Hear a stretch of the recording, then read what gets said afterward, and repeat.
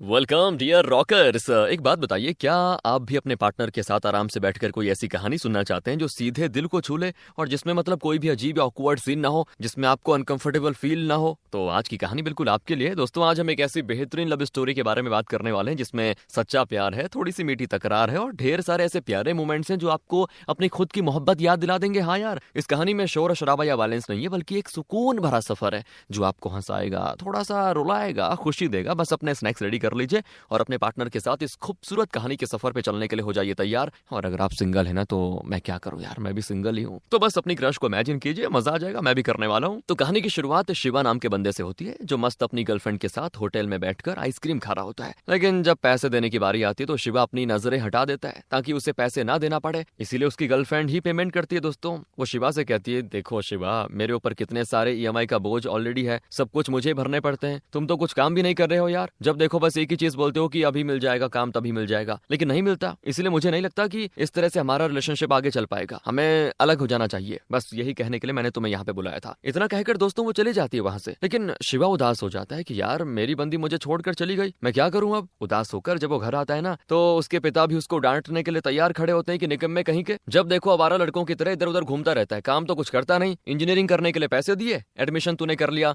Interior designing में, अब ऐसे निकम्मा बैठा है तो कुछ तो कर ले। असल में दोस्तों, शिवा सच में बेरोजगार है, उसके पास कोई जॉब या पैसा नहीं है। हाँ, ट्राई तो वो करता है कि कुछ इंटीरियर डिजाइनिंग का काम मिल जाए, लेकिन अभी तक उसे कुछ नहीं मिला। बस यही वजह है कि जहां वो जाता है वहां उसको डांट मिलती है, इसीलिए उसके पिता भी उसको डांट रहे होते हैं। पर शिवा अपने पिता की बात से गुस्सा होकर अपना सामान पैक कर लेता है और सीधे चेन्नई आ जाता है ताकि अपने सभी जान पहचान वालों से दूर रहकर छोटा मोटा काम शुरू करेगा। और वैसे मैं भी कुछ दिनों के बाद चेन्नई आने वाला हूँ दोस्तों, और फिर ये लाइफ में सेटल हो जाएगा। उसी चेन्नई में हम मित्रा नाम की लड़की से मिल जाते हैं जो गर्ल्स हॉस्टल में रहती है। तो मित्रा अपने गाँव से यहाँ पे जॉब के सिलसिले में आई होती है, लेकिन उसका भी वही हाल है, कहीं भी उसको जॉब नहीं मिल रही। हर चीज उसने ट्राई कर ली, लेकिन कंपनी इंटरव्यू के लिए बुलाती है, सिलेक्ट नहीं करती। इससे उसके पास पैसों की बहुत ही कमी हो चुकी है, खर्चा भी वो अपना संभाल नहीं पा रही अच्छे से। इसीलिए उसके पिता हमेशा उससे कहते हैं कि बेटा जल्दी से जल्दी गांव वापस आ जाओ, अच्छा लड़का देखकर तुम्हारी शादी करवा देंगे, ये सब नाटक अच्छा नहीं है जिंदगी में, शादी कर लो। लेकिन मित्रा ऐसा नहीं चाहती दोस्तों, वो जिंदगी में यार कुछ बड़ा करना चाहती है। दूसरी तरफ शिवा रात गुजारने के लिए जो छोटी मोटी जगह मिलती वहीं पे सो जाता। उसके पास कोई ढंग का ठिकाना भी नहीं होता, खर्चे निकालने के लिए वो रैपिडो करता है जिससे खाने का बंदोबस्त हो जाता है, लेकिन किराया और बाकी खर्चे तो भूल ही जाओ यार, मतलब बहुत ही मुश्किल से मेंटेन होता है। आज भी उसका मकान मालिक उसको फोन करके बहुत चिल्लाता है कि अबे किराया कब देगा, नहीं है तो निकल जा मेरे घर से। लेकिन अब शिवा करे तो करे क्या करे, खुद के अकाउंट में उसके सिर्फ 13 रुपए पड़े हुए हैं यार। 13 रुपए में तो बिस्कुट भी नहीं आता अच्छा वाला। साथ ही ब्रेकअप से वो बहुत ही ज्यादा अकेला हो चुका है और इसी परेशानी और अकेलेपन को दूर करने के लिए शिवा को एक दूसरी लड़की चाहिए ताकि वो उससे प्यार करे और उसके खर्चे भी उठाए। हाँ, उठाने ही पड़ेंगे फिर। इसलिए डेटिंग एप्स पे जितनी लड़कियां देखता है वो सभी को राइट स्वाइप कर देता है ताकि किसी से तो बात बन जाए। घर का किराया और कुछ जरूरत के सामान का बंदोबस्त करने के लिए शिवा अपने बड़े भाई को फोन करता है। पैसे के लिए वो डायरेक्ट तो नहीं कहता, लेकिन बड़ा भाई समझ जाता है कि शिवा को पैसों की सख्त जरूरत है, इसीलिए वो कुछ पैसे उसको ट्रांसफर कर देता है, क्योंकि बड़ा भाई तो अपनी लाइफ में सेटल है दोस्तों, इसीलिए उसकी शादी भी हो चुकी है। लेकिन शिवा बेचारा निकम्मा का निकम्मा रह गया। इधर मित्रा डेली अलग अलग जगह जाकर इंटरव्यू देती है, जैसा मिल जाता वैसा वो काम कर लेती ताकि कुछ पैसों का बंदोबस्त हो सके। लेकिन अभी भी उसको कोई प्रॉपर नौकरी नहीं मिलती, हर जगह से रिजेक्शन पाकर वो हॉस्टल आ जाती है। तब उसको वहां पे आता है शिवा नजर। तो शिवा मित्रा से कहता है कि आप इस हॉस्टल में रहने वाली है श्वेता नाम की लड़की को जानती हो, क्योंकि उसने मेरी रैपिडो राइड बुक की थी, पैसे तो दिए थे लेकिन मेरे अकाउंट में अभी तक क्रेडिट नहीं हुए, इसीलिए प्लीज आप उससे बात करके मेरे को पैसे दिलवा सकती हो क्या, मेहरबानी होगी आपकी, ये मेरा नंबर है, इस पर जीपे करवा देना। ये सुनकर मित्रा श्वेता से कहती है रैपिडो वाला बाहर खड़ा है, उसके अकाउंट में पैसे नहीं गए, जाकर दे दो। लेकिन श्वेता कहती है कि मैंने रैपिडो कंपनी को पे कर दिए हैं, वहीं से मिल जाएंगे शिवा को पैसे, इसीलिए वो शिवा से मिलने नहीं जाती। और घंटों इंतजार करके शिवा बेचारा निकल जाता है कुछ देर के बाद कि शायद पैसे नहीं मिलने वाले। लेकिन हाँ दोस्तों, थोड़ी ही देर के बाद उसके अकाउंट में पैसे आ जाते हैं। अगले दिन मित्रा सारा सामान पैक करके गांव जाने की तैयारी में होती है, क्योंकि उसको समझ आ जाता है कि यार यहाँ पे कुछ होने नहीं वाला,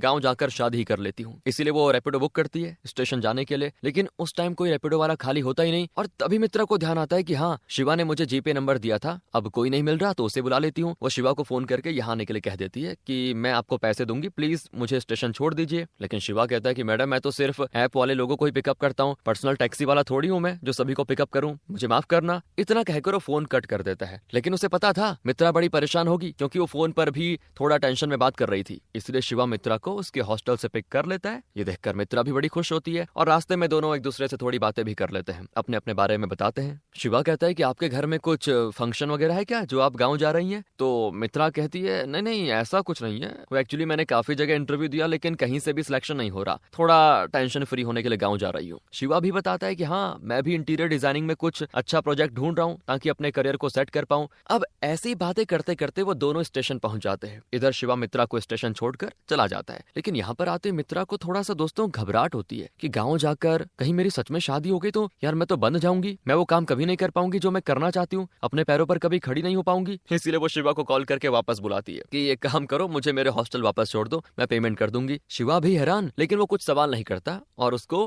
हॉस्टल छोड़ देता है। मित्रा पैसे देने वाली होती है लेकिन शिवा मना कर देता है कि रहने दो। शिवा जानता था दोस्तों कि मित्रा कोई फैसला नहीं ले पा रही है, इसलिए वापस आ गई है। लेकिन जैसे ही शिवा वहां से जाता है ना, लेकिन मित्रा फिर से उसको फोन करके बुलाती है कि अरे मेरी जगह किसी और को दे दिया है रूम, अब मैं यहाँ नहीं रह सकती, तुम मुझे मेरी दोस्त के घर छोड़ दोगे क्या? तो शिवा ऐसा ही करता है, लेकिन यहाँ कर मित्रा थोड़ा सा अजीब महसूस करती है क्योंकि अगर दोस्त के वहाँ कुछ दिन रुकना है तो उसके पति के साथ रहना होगा। मतलब दोस्त तो काम पे सुबह चले जाएगी, सारा दिन घर पर उसका अंकल जैसा पति होगा जिसके क्या पता इरादे ठीक न हो तो दिक्कत हो जाएगी। तो मित्रा यही बातें सोचती है, इसलिए यहाँ भी नहीं रुकती। अब वो जैसे ही शिवा को बुलाने वाली होती है, शिवा वहीं पे खड़ा होता है क्योंकि वो गया नहीं था कहीं पे। उसको पता था कि मित्रा क्या पता फिर से बुला लेगी क्योंकि उसको लग रहा था ना कि मित्रा पक्का कंफ्यूजन में होगी। तो मित्रा कहती है कि हमें कोई दूसरा हॉस्टल ढूंढना पड़ेगा ताकि मैं वहां पे रह सकूं। तो निकल जाते हैं दोनों हॉस्टल ढूंढने के लिए। सारे हॉस्टल ढूंढने के बाद भी उनको कोई अच्छा सा नहीं मिलता, कुछ के किराए ज्यादा होते हैं, कई बेकार होते हैं, तो कुछ में कई दिक्कत होती है। इस सफर पे शिवा मित्रा से राइड के पैसे तो नहीं लेता, लेकिन जितना भी कुछ खाने पीने की चीजें वो खरीदता मित्रा ही उसके पेमेंट करती क्योंकि यार शिवा के पास भी पैसे कहाँ हैं इतने। तभी मित्रा को उसकी माँ फोन करके कहती है कि कहाँ तक पहुंची बेटी, कुछ देर में लड़के वाले आ जाएंगे देखने के लिए, कितना टाइम लगेगा बताओ। तो मित्रा झूठ कहती, माँ मुझे कंपनी से फोन आ गया था, वहाँ मेरी नौकरी लग गई है, बधाई हो, बस इसलिए नहीं आ पाऊंगी, आप प्लीज लड़के वालों को मना कर दो। इतना कहकर वो कॉल कट कर देती है क्योंकि यार वो किसी भी हाल में वापस गाँव तो नहीं जाना चाहती जब तक वो खुद के पैरों पे खड़ी ना हो जाए बस। अब ऐसे ही ढूंढते ढूंढते हो जाती है रात और कोई हॉस्टल नहीं मिलता। तब शिवा को एक आइडिया आता है, वो मित्रा से कहता है क्यों ना तुम एक काम करो,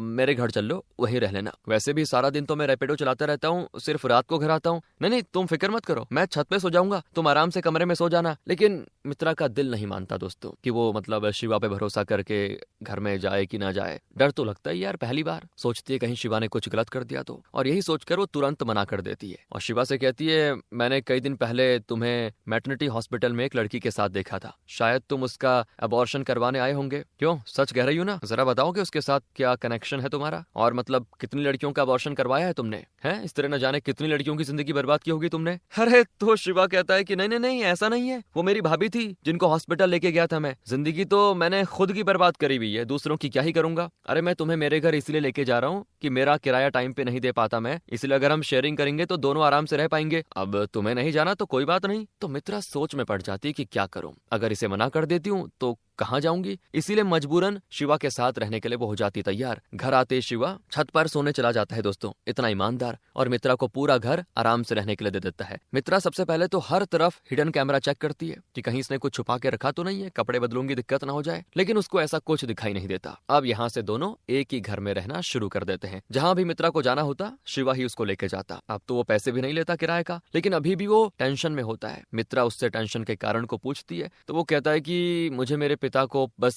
प्राउड महसूस करवाना है, वो हमेशा मुझे डांटते रहते हैं, कहते हैं कि मैं जिंदगी में कभी भी खुद के पैसों से कुछ खरीद नहीं सकता। अब जब तक वो जिंदा है कुछ पैसे देते रहते हैं मुझे, लेकिन मर जाने के बाद मेरा क्या होगा? उन्हें मुझ पे भरोसा ही नहीं है कि मैं कभी खुद के पैरों पे खड़ा भी हो पाऊंगा या जिंदगी में कुछ कर भी पाऊंगा। मेरा एक बड़ा भाई है लेकिन उसकी भी तो अपनी जिंदगी है और मैं उस पर भी बोझ नहीं बन सकता। बस मैं इसी कोशिश में लगा हुआ हूँ कि किसी भी तरह से कोई प्रोजेक्ट मिल जाए इंटीरियर डिजाइनिंग का, उसके बाद तो करियर हो ही जाएगा अपने आप शुरू, और मैं पूरी जान लगा दूंगा अच्छे काम के लिए, बता रहा हूँ। तो मित्रा कहती यार तुम्हारे अंदर पैशन तो है, काम कर लोगे, लेकिन थोड़ा कम्युनिकेशन स्किल्स की कमी है, मतलब कैसे क्लाइंट को मनाना है ये तुम्हें थोड़ा कम आता है, पर फिक्र मत करो, मैं हूं ना, मैं तुम्हें सिखाऊंगी कि कैसे क्लाइंट को अच्छे से हैंडल करना है। तो दोस्तों अब से मित्रा शिवा को कम्युनिकेशन स्किल्स सिखाने के काम पे लग जाती है। और तब किस्मत से क्या होता है, एक बिल्डर का आता है शिवा का कॉल, जो कि आलीशान बिल्डिंग में इंटीरियर डिजाइनिंग के काम पे शिवा को रखना चाह रहा था। तो खुशी खुशी शिवा मित्रा के साथ बिल्डर से मिलने जाता है, लेकिन यहाँ पे आने के बाद उसको निराशा का सामना करना पड़ता है दोस्तों, क्योंकि बिल्डर को एक्सपीरियंस वाला बंदा चाहिए था और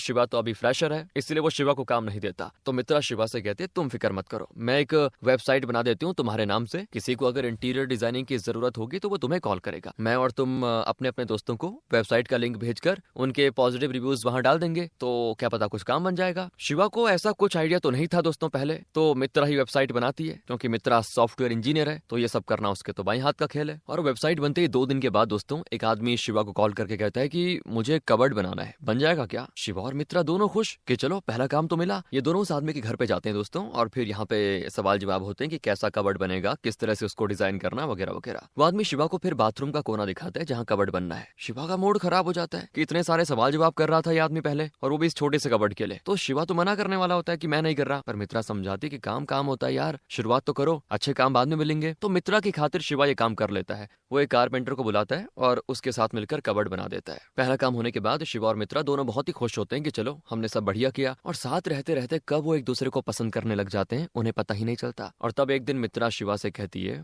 जिंदगी में कुछ ऐसे काम होते हैं जिनका ना करने का हमें काफी पछतावा होता है, इसीलिए जब हमें मौका मिले हमें वो चीज कर लेनी चाहिए, वरना अगर मौका निकल गया तो सिर्फ यादें रह जाती हैं। शिवा मित्रा का कहना समझ चुका है दोस्तों कि वो उसको चाहने लगी है, और शिवा का क्या ही कहे, वो तो पहली बार से ही मित्रा को पसंद करने लग गया था, लेकिन उसके अंदर हिम्मत नहीं थी यार कि वो कुछ कह पाए, वरना अगर मित्रा उससे नाराज होती तो वो भी चली जाती ना। लेकिन अब जब दोनों ने एक दूसरे से अपनी फीलिंग्स शेयर कर ली हैं, तो दोनों के स्वीट से लव जर्नी की यहाँ से हो जाती शुरुआत। अब वो कबर्ड वाला आदमी शिवा को 5 स्टार की रेटिंग देता है, जो देखकर शिवा और मित्रा दोनों खुश और एक दूसरे को गले लगा लेते हैं। जहाँ शिवा उससे कहता है कि अगर मैं कभी काम में बिजी हो जाऊं और तुम्हें टाइम ना दे सकूं तो क्या तुम कभी मुझे छोड़कर तो नहीं जाओगी, क्योंकि मैं तुम्हें खोना नहीं चाहता। तो मित्रा कहती है मैं तुम्हें बाद में बताऊंगी हमारा फ्यूचर क्या होगा। अब ये जवाब थोड़ा अजीब तो लगता है शिवा को, लेकिन वो सोचता है कि मित्रा अभी थोड़ा टाइम चाहती है शायद शादी के लिए, इसीलिए वो उसको टाइम देता है। अब उस कबर्ड वाले आदमी का बेटा शिवा को अपने पास बुलाता है और कहता है मेरे पिता को तुम्हारा काम बहुत ही पसंद आया, इसीलिए मैं तुमसे मेरे घर पर फुल इंटीरियर डिजाइनिंग करवाना चाहता हूँ। बस दोस्तों शिवा की खुशी नेक्स्ट लेवल पे, मित्रा की भी, और काम पे लग जाते हैं दोनों। मित्रा पूरा साथ देती है शिवा का उस काम में। 1 से 2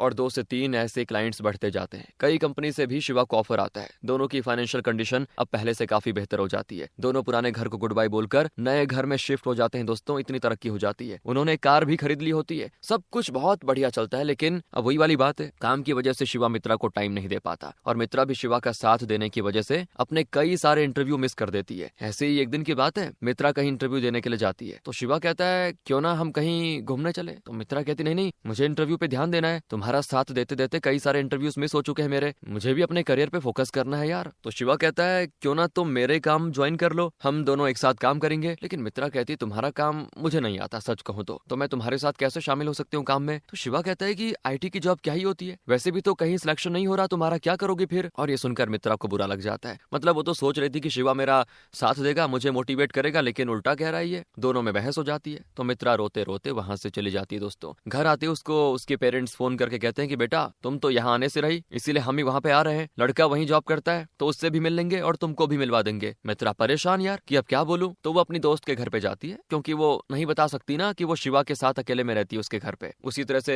शिवा के पेरेंट्स भी उससे कहते हैं कि बेटा हम चेन्नई आ रहे हैं तुम्हारी भाभी का ट्रीटमेंट करवाने के लिए, तो तुम्हारे घर पे ही रुकेंगे। असल में दोस्तों शिवा की भाभी कभी माँ नहीं बन सकती ना, इसलिए उसका ट्रीटमेंट करवाया जा रहा है कि क्या पता कुछ हो जाए, माँ बन जाए वो। उसी सिलसिले में शिवा के पेरेंट्स चेन्नई आ जाते हैं। डेली डॉक्टर के पास जाना, अलग अलग इलाज करवाना, इन सभी चक्करों में शिवा का ध्यान ही नहीं जाता कि वो मित्रा से कई दिनों से बात नहीं कर पाया, और वो काम में इतना बिजी हो जाता है कि भूल जाता है मित्रा को। उसी तरह से मित्रा के पेरेंट्स उसके दोस्त के घर पे आते हैं, लड़का से मित्रा को मिलवाते हैं। पेरेंट्स को लड़का बहुत ही पसंद आ जाता है और उन्होंने फैसला कर लिया होता है कि वो इसी लड़के से मित्रा की शादी करवाएंगे। तो मित्रा कुछ कह भी नहीं पाती दोस्तों, ना ही शिवा के बारे में बता पाती है, वरना उसके पेरेंट्स को बुरा लगेगा ना। और इधर शिवा से उसका भाई बात कर रहा होता है, जहाँ वो अपनी पत्नी के लिए बड़ी टेंशन में होता है कि ट्रीटमेंट से बहुत ही ज्यादा परेशान हो चुकी है वो, और मुझे उसकी परेशानी देखी नहीं जा रही, इसलिए मैंने सोचा है बच्चे को अडॉप्ट कर लें, क्योंकि मैं अपनी पत्नी को परेशान नहीं देख सकता। ये सुनकर तब शिवा को याद आता है कि उसने इतने दिनों से मित्रा से बात ही नहीं की है, पता नहीं किस हालत में होगी वो, कैसी सिचुएशन में होगी, क्या कर रही होगी। उसको इसकी टेंशन होने लग जाती है, इसीलिए वो मित्रा से मिलने जाता है और उससे माफी मांगने लग जाता है कि मैं देखो थोड़ा बिजी हो गया था, लेकिन हाँ वापस आ चुका हूँ। इस तरह वो उसको मनाने की बहुत कोशिश करता है, लेकिन मित्रा दोस्तों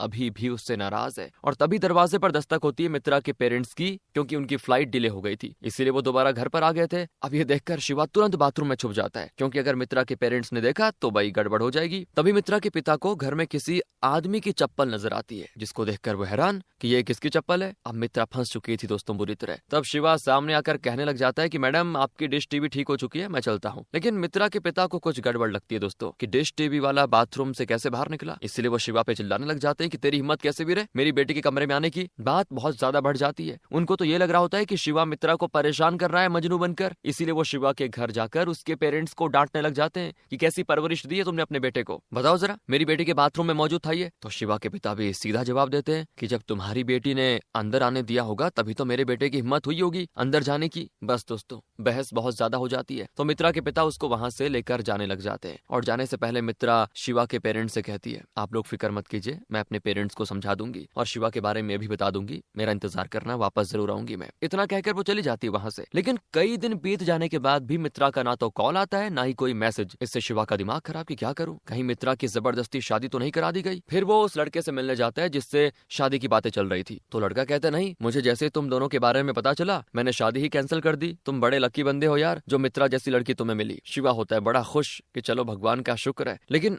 अभी भी ना तो कॉल लग रहा होता है ना ही मैसेज का रिप्लाई आ रहा है मित्रा का। इसलिए वो बड़ी मुश्किल से मित्रा के गांव का एड्रेस निकलवाता है और वहां जाने के लिए निकल जाता है दोस्तों। लेकिन तभी उसको मित्रा के घर से कॉल आता है। बताया जाता है कि मित्रा हॉस्पिटल में एडमिट है और शिवा जल्दी जल्दी हॉस्पिटल आता है। और यहाँ आने के बाद मित्रा की माँ उससे कहती है कि जैसे ही मित्रा यहाँ पे आई उसके पिता ने उसका फोन तोड़ दिया, उसको कहीं जाने की परमिशन नहीं दी। थक हार कर एक दिन मित्रा ने सामान पैक किया और वो तुमसे मिलने के लिए निकल गई, लेकिन थोड़ी दूर जाते बेहोश हो गई, इसीलिए हम उसको यहाँ लेके आए। डॉक्टर का कहना है कि मित्रा की कंडीशन बहुत ही ज्यादा खराब है, उसके दिमाग के टिश्यू काम करना बंद कर रहे हैं। ऐसा ही रहा तो शायद वो याददाश्त भुला दे या फिर कोई भी काम करने के लायक ना रहे। अभी शुरुआती स्टेज है कि तो जल्दी से जल्दी ट्रीटमेंट करना होगा वरना मित्रा को बचाना नामुमकिन हो जाएगा। शिवा का दिल टूट जाता है दोस्तों ये सुनकर। मित्रा की हालत उससे देखी नहीं जाती, लेकिन फिर भी वो हिम्मत बढ़ाता है और सारा टाइम मित्रा के साथ बिताने लगता है। वो हॉस्पिटल को ही अपना घर बना चुका होता है दोस्तों। सारा का सारा टाइम मित्रा के साथ रहना, यहीं से काम पे जाना और लौट कर मित्रा के पास आना। वो कोई कमी नहीं रखना चाहता था मित्रा के लिए, जिससे हल्का हल्का ही सही लेकिन मित्रा की हालत में सुधार आ जाता है। और अब अगले सीन में मित्रा के पिता जब उसको देखने आते हैं तो वो वहाँ पे होती नहीं, वो कहीं गायब हो चुकी है। पूरा हॉस्पिटल देखने के बाद भी मित्रा का कोई पता नहीं होता और तब सीसीटीवी देखने पर पता चलता है कि शिवा ही उसको कहीं लेकर गया है। ये देखकर मित्रा के पिता शिवा के घर वालों को खूब चिल्लाते हैं कि तुम्हारा बेटा बताओ मेरी बच्ची की जान लेगा क्या अब। लेकिन मित्रा की बड़ी बहन अपने पिता पे गुस्सा करते हुए कहती है कि आप नहीं जानते कि सारा सारा दिन पूरी पूरी रात शिवा मित्रा का ख्याल रखता रहा और आप उस पर ऐसे इल्जाम लगा रहे हो सकता है मित्रा खुद शिवा के साथ गई हो। तो ऐसा ही था दोस्तों, मित्रा को शिवा ले तो गया लेकिन ये एक ट्रिप थी घूमने की। शिवा ने मित्रा से कहा था क्या तुम घूमने जाओगी, लेकिन उस टाइम तो बहस हो गई थी। पर अब शिवा रुकना नहीं चाहता था तो वो केरला जाता है मित्रा को लेकर और वहां उसको हर जगह घुमाता है बढ़िया से। कोई कसर नहीं छोड़ना चाहता था वो, क्योंकि क्या पता यार कब क्या हो जाए। इसलिए दोनों इन लम्हों को बहुत ही अच्छे से एंजॉय करते हैं। लेकिन दोस्तों एक दिन अचानक से मित्रा कहीं खो जाती है और फिर बहुत ढूंढने के बाद शिवा को मिलती है, जहाँ मित्रा कहती है कि अब मैं पता नहीं क्यों लेकिन चीजें भूल रही हूँ, मुझे नहीं पता चल रहा कि क्या हो रहा है। तो शिवा उसको दिलासा देता है और अच्छे से घुमाने के बाद दोनों वापस घर आ जाते हैं, जहाँ मित्रा के पिता बाहर से तो नाराजगी दिखाते हैं लेकिन अंदर ही अंदर शिवा का उनकी बेटी के लिए प्यार देखकर उन्हें अच्छा भी लगता है। ऐसे ही वक्त गुजरता है लेकिन मित्रा की हालत में दोस्तों सुधार आने के बजाय बिगाड़ आ जाता है। उसके साथ क्या हो रहा था मित्रा खुद समझ नहीं पाती, कभी चीजें भूल जाती, कभी बिस्तर पर ही टॉयलेट कर देती जिसके बारे में उसे पता ही नहीं चलता। और यार ना ही शिवा इसके बारे में मित्रा को बताता, चुपचाप बिस्तर वगैरह साफ कर देता। वो मतलब वो इसलिए नहीं बताता ताकि मित्रा को अजीब ना लगे। और मित्रा के पिता जब भी देखते थे ना तो उसे गले लगाकर खूब रोते हैं वो कि बेटा मुझे माफ कर देना, मैं हमेशा तुझे गलत समझता रहा लेकिन तुम बहुत ही अच्छे हो। और शिवा भी इमोशनल हो जाता है, खुद को मजबूत दिखा रहा है दोस्तों वैसे बाहर से, लेकिन अंदर ही अंदर बेचारा टूट चुका है वो। थोड़े दिनों के बाद मित्रा का इलाज होता है, ऑपरेशन तो हो गया लेकिन ऑपरेशन के बाद मित्रा किसी को भी पहचानने से इनकार कर देती है। एक तरफ से सभी को भुला देती है वो, सभी उदास हो जाते हैं कि क्या हो गया ये। शिवा ये चीज बर्दाश्त नहीं कर पाता। उसके पिता भी उसको दिलासा देते हैं कि बेटा ठीक हो जाएगा, सब भगवान कर देगा सही, भरोसा रखो, तुम अपनी तरफ से पूरी कोशिश करो बस। लेकिन किस्मत को कुछ और ही मंजूर होता है दोस्तों। शिवा को उस दर्द से गुजरना पड़ता है जिसके बारे में वो कभी सपने में भी नहीं सोच सकता था। कुछ दिनों के बाद मित्रा इस दुनिया को हमेशा हमेशा के लिए अलविदा कह देती है। बेचारा शिवा, क्या कंडीशन हुई होगी यार उसकी। लेकिन तब उसको मित्रा की एक डायरी मिलती है जिसमें उसने सब कुछ लिखा हुआ था कि शिवा मेरे जाने के बाद मजनू जैसे बनकर मत रहना, तुम्हारी जिंदगी अभी बहुत बाकी है, नए तरीके से जिंदगी की शुरुआत करना, वरना मैं नाराज हो जाऊंगी तुमसे। तुम्हें मेरे लिए फिक्र करने की जरूरत नहीं है क्योंकि तुम्हारी दी हुई यादें काफी हैं, जहां पर भी मैं रहूं मुझे खुश रखने के लिए बहुत है वो यादें। और ये सारी चीजें पढ़कर दोस्तों शिवा अपने आंसू नहीं रोक पाता। यार जिंदगी में कभी कभी अचानक बिछड़ना हो जाता है, जैसे किसी का दूर चले जाना, रिलेशनशिप खत्म होना या किसी अपने को खो देना। इसीलिए तो जिंदगी और रिश्तों को प्यार और संभल कर जीना चाहिए, क्योंकि पता नहीं यार कब किससे अचानक अलविदा कहना पड़ जाए। लाइफ अनप्रेडिक्टेबल है दोस्तों। इसीलिए अपने लोगों को अहमियत दो, उनके साथ वक्त बिताओ, संभल कर जियो, क्या पता ऐसा मौका फिर मिले या ना मिले, है ना। इस इमोशनल एंडिंग के साथ एक कहानी खत्म होती है। सैड एंडिंग थी यार। कैसी लगी आपको? मिलते हैं अगली वीडियो में। ध्यान रखिए अपना। Thanks for watching.